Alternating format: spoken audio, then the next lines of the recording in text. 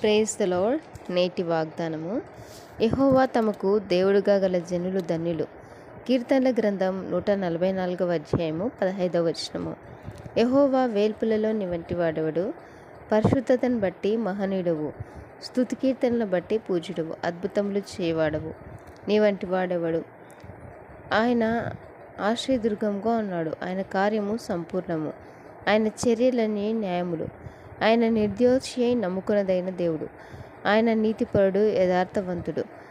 మనము మొరపెట్టినప్పుడల్లా మనకు సమీపంగా ఉండి మన మొర ఆలకించే దేవుడు, సహాయం చేసే దేవుడు.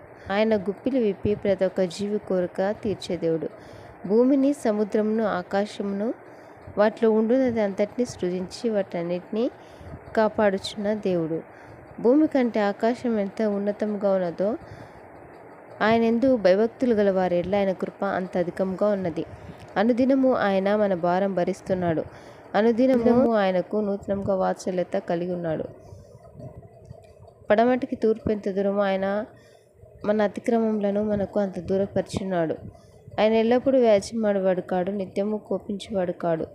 మన పాపములను బట్టి మనకు ప్రతీకారము చేయలేదు, మన దోషములను బట్టి మనకు ప్రతిఫలం ఇయ్యలేదు. ఆమేన్.